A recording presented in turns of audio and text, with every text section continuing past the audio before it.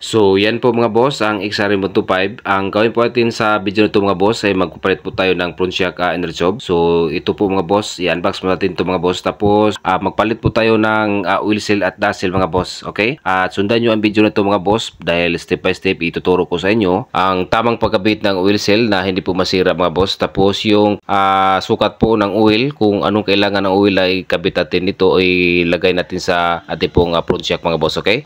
By the way po mga boss, ito pong Pronciac Energy Job mga boss na ipapalit po natin ay hindi po ito genuine. Ito po ay isang replacement lang po mga boss dahil may kamahalan po yung genuine mga boss. Okay? So pinalitan po ito ng may-ari mga boss dahil yung ang kanya pong Pronciac mga boss ay malaki na po yung gasgas. Kahit ilan pang kabit ng oil seal, kapag gasgas po yung telescopic o energy job ay tatagas pa rin yung oil mga boss. Okay? So, ito po ang ating papalit na oil seal mga boss. Ito po ay Suzuki, pang Suzuki po ito nga oil seal mga boss sa Suzuki Smash. So, magkatulad na po sila ng oil seal sa XR mga boss. So, subok na po ito mga boss. Tested na po ito. Matibay po ito na oil seal mga boss. Ito po ang ating ikabit natin, okay? So, ang pinaka-importante po sa lahat mga boss, ang tama pong pagkabit nito mga boss dahil yung iba mga boss sa pagkabit pa lang nila nasira na po yung oil seal. So, sundan nyo mga boss, ito po sa lalo na po sa mga baguhan kung paano ba tanggalin itong lumang oil seal at paano ikabit ito pong bagong oil seal, okay? At ngayon nakahanda na po ang ating pong Pronciac Energy Job mga boss at saka ito pong oil seal at dazzle. At ngayon pag-usapan na po natin ang ano bang klaseng oil ang ikabit natin sa ilagay natin sa loob ng ating pong Pronciac oil seal mga boss, okay? Sa itong motor mga boss, ang ilagay po natin ito po ay 2T mga boss.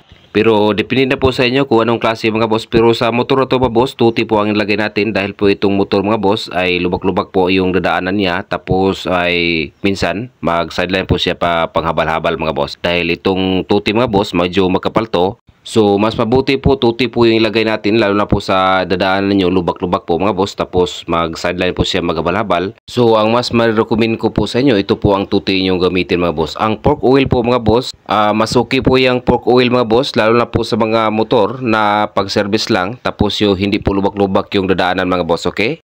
At dito naman po tayo sa sukat ng oil o gaano ba kadami yung ilagay natin mga boss. Sa ganitong klase mga boss na yung lubak-lubak na daanan tapos yung pang sideline po ng habal-habal. Ganito po mo, tingnan nyo mga boss ang sukat mga boss. Pasensya na po kayo mga boss na malakas, maingay po ang ating background dahil malakas po ang ulan dito mga boss, okay? At para naman po sa nagtanong dyan na kung gaano ba kadami ang oil na nilagay natin sa pang XRM 125 mga boss. Tingnan nyo lang mga boss. So nakita nyo mga boss, ito may white marking. So 90 ml po ang pang XRM 125 na nilagay po natin mga boss. Okay? At ngayon umpisahan natin mga boss at sundan nyo ang video nito mga boss kung paano ko tinanggal itong shock mga boss. Okay? Tanggalin natin itong gulong mga boss.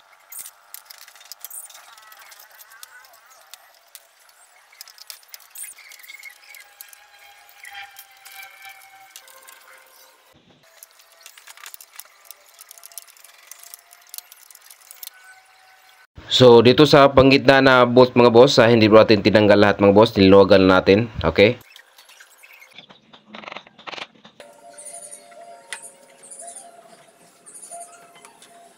So, ngayon mga boss, natanggal na po natin ang shock mga boss. Tapos, ang una pong gawin natin mga boss, itong bolt mga boss sa likuran, ito po ay 6mm na Allen wrench. Gumamit lang po tayo ng 6mm. So, ito po ang pinaka-technique mga boss. Before natin hugutin o ikutin natin sa ating Allen wrench mga boss, pupukin natin muna ito pong bolt mga boss ng pangatlo o pang-apat na beses mga boss para hindi ka mahirapan sa pagtanggal nito mga boss. Yan lang po ang pinaka-technique. At ngayon, tanggalin natin ang bolt mga boss gamit ang ating 6mm na Allen wrench. Okay? Natapos natin na pinukpok natin ng ballpeen hammer mga boss. Okay? So, yan lang po ang pinaka-technique before nyo ikutin mga boss para hindi ka mahirapan mga boss. Okay? Okay? Ikutin natin to. Okay? So, tingnan nyo mga boss. So, yan lang po ang pinaka-technique mga boss.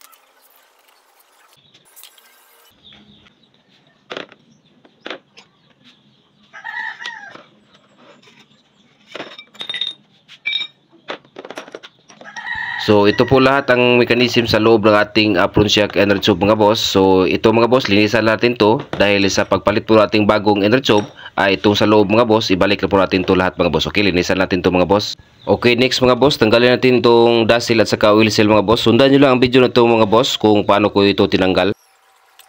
So una natin tinanggal ang dust seal mga boss. So next natin tanggalin ito pong lock ng ating retainer lock ng ating oil seal mga boss. Okay, natanggal natin ang lock mga boss. Next natin tanggalin mga boss, ito na ang kaniyang oil seal, pinaka oil seal po mga boss. So ito na mga boss, tanggalin natin ang pinaka oil seal niya. Tapos gumamit lang po tayo ng combination rinse na 19 mga boss. Tapos gumamit po tayo ng basahan para hindi po magasgas o masira yung pong labi ng ating pong outer tube, okay? Sundan nyo lang yung video nito mga boss. Okay, dandahanin lang nyo ito mga boss, i-balance yung pagtanggal para hindi po tayo magkaproblema.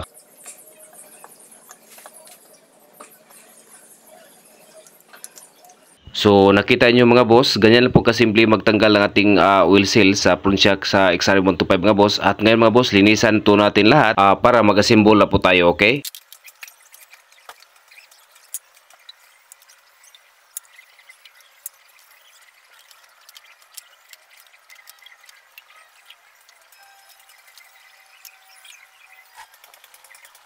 At ngayon ikabit natin to ang oil seal mga boss at gumamit po tayo ng bearing mga boss na may number nitong bearing nito ay 6301. Ito po, itong 6301 mga boss, kasyang-kasya po dito para hindi po masira yung oil seal para mabalance po sa pagkabit natin mga boss. Okay? At ngayon sundan lang yung video na to mga boss.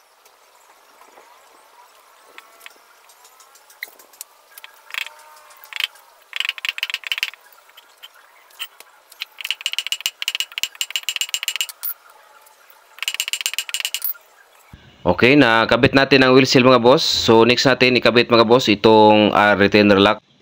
Okay, next natin itong dust seal mga boss. Okay, natapos natin nakabit ang oil seal at dust seal mga boss. At next mga boss, ito namang bagong telescopic inner tube mga boss. So ilagay natin to itong damper rod mga boss na yung nilinisan natin kanina at saka itong spring mga boss.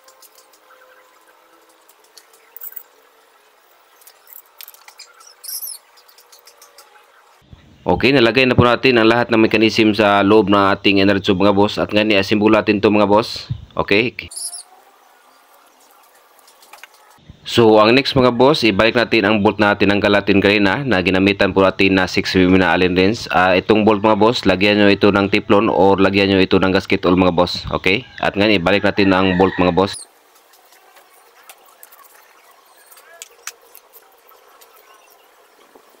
Okay, natapos natin nahigpitan itong bolt mga boss. Next natin mga boss, lagyan mo natin itong oil mga boss. Patanggalin mo natin itong cap mga boss para maglagay na po tayo ng oil dito sa ating telescopic mga boss, okay? So, take note mga boss, sa paglagay po nating oil mga boss, nasa 90 ml dito mga boss. So, tuti po ang ating nalagay mga boss dahil ito pong motor mga boss ay lubak-lubak po ang kanyang dadaanan. Tapos may sideline po siya na panghabal-habal, okay?